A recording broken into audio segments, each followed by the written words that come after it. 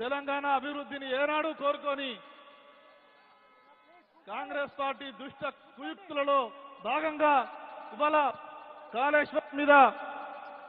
Commission ఏర్పాటు చేయడానికి కేంద్రానికి రాయడం కానీ ఇవాళ కేసీఆర్ గారికి నోటీసులు ఇచ్చి తెలంగాణ వినీల ఆకాశంలో సూర్యుడంతటి మహనీయుడు మహానుభావుడు అయినటువంటి మహానాయకుడు కేసీఆర్ గారి మీద వారి ప్రతిష్టను దిగజార్చాలని మసకబార్చాలనే దురుద్దేశంతో పెట్టిన ఈ కమిషన్ను కానీ వారు ఇచ్చినటువంటి నోటీసులను కానీ వ్యతిరేకిస్తూ నిరసిస్తూ ఇవాళ తెలంగాణ జాగృతి ఈ ఇందిరా పార్క్ ధర్నా చౌక్ వద్ద నిర్వహిస్తున్నటువంటి మహాధర్నా కార్యక్రమానికి విచ్చేసినటువంటి తెలంగాణ వాదులకు తెలంగాణ జాగృతి కార్యకర్తలందరికీ కూడా వేదిక సాదరంగా స్వాగతం పలుకుతూ ఉన్నది. నిధులు నియామకాల కోసం ఈ తెలంగాణ మహోన్నత ఉద్యమం ఏదైతే 60 ఏళ్ల పాటు సాగుతూ వచ్చిందో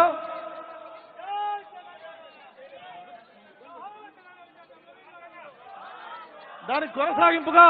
తెలంగాణ రాష్ట్రం ఏర్పడ్డ తర్వాత ఏ కష్టాలనైతే ఈ ప్రాంతం 50 ఏళ్ల పాటు చవిచూసిందో దానికి జవాబుగా నెర్రలు బారిన బీళ్లలో సాగునీళ్లు రావాలన్న ఉద్దేశంతో ఎండిన మన గొంతులు తడారాలన్న ఉద్దేశంతో ఈ తడారిన గొంతులలో తడిపేందుకు కాళేశ్వరం నీళ్లను అపర భగీరథుడా మన బీళ్లకు మళ్లించినటువంటి మహనీయుడు కేసీఆర్ గారైతే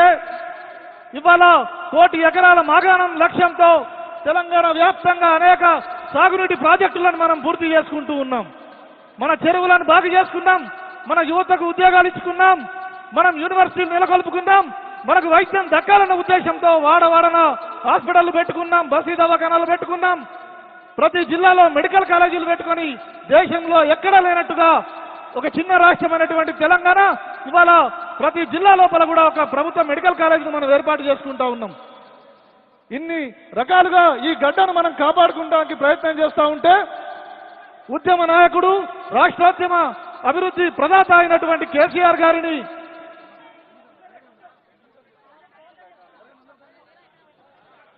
లక్ష్యంతో